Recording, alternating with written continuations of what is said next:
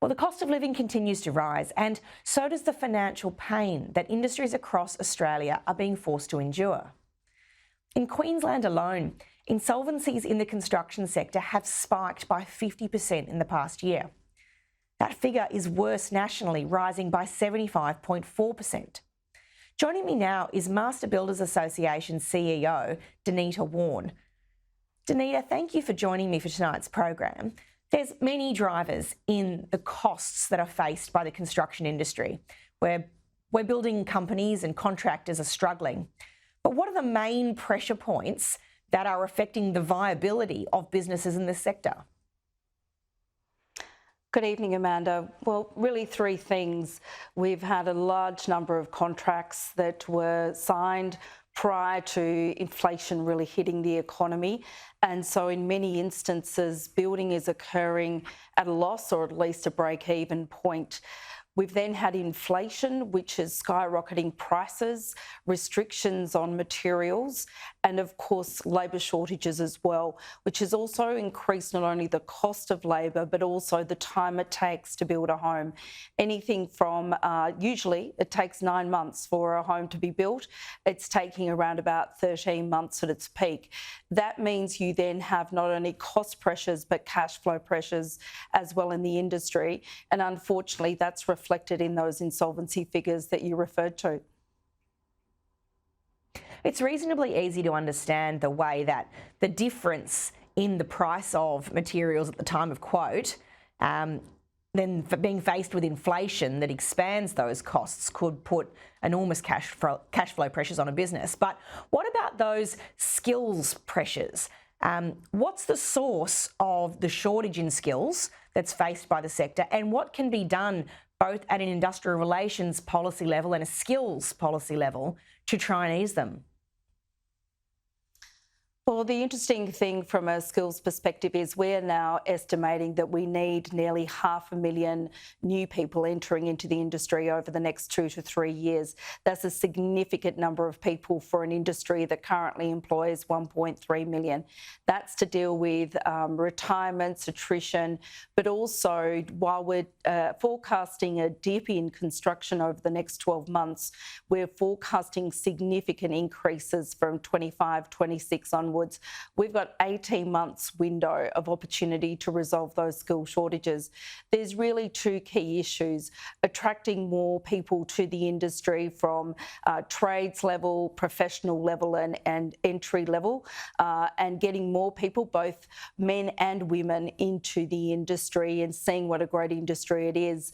But also migration's a solution as well. We know that migration increasing means more pressure on the housing market, but equally, if we don't get enough skilled people, it then brings pressure on us being able to actually meet those housing needs in the first instance.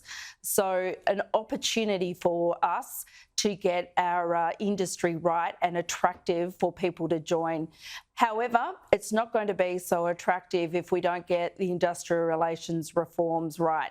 And we are really frustrated at the moment that there are a series of reforms being promoted by the federal government that we believe will actually restrict job opportunities in our sector. It will restrict people being their own boss as an independent contractor. It's going to put a significant strain on our industry and the economy at large. Yeah, I think you're right about that.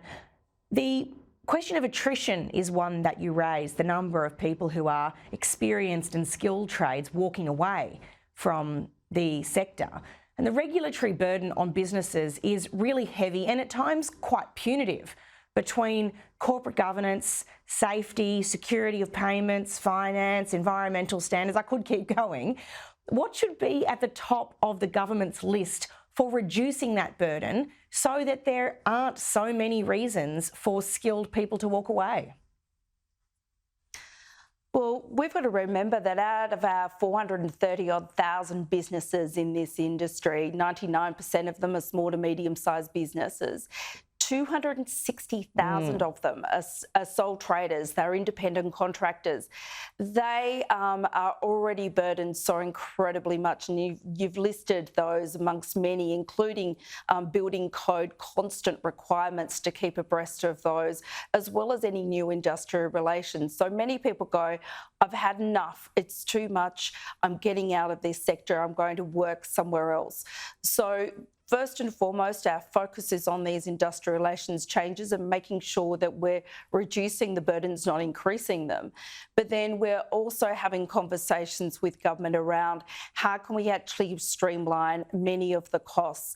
One of the big issues at the moment is around the National Construction Code. It is cumbersome, it is hard to read, you can't even access it. You've got to pay to access the law through standards and so forth. So it's a mess. We've been and really it's a pretty penny too. It's not cheap. The minister. It's not cheap at all to buy a few standards to understand what the laws are. So we continue to implore the federal government to work with us. And I must say, Minister Husic has been really open to those discussions, and equally Minister Collins, in addressing some of those frustrations that we've got in running a small business in our sector. But the industrial relations reforms are going to be diabolical, not only for building and construction, but the entire economy. And that's where our efforts are going at the moment, to ensure that they are reduced down so there's a better balance between business and workers. Well, I wish you all the very best as you try and get that message through to Minister Burke. Denita Wawn, thank you very much for joining us tonight.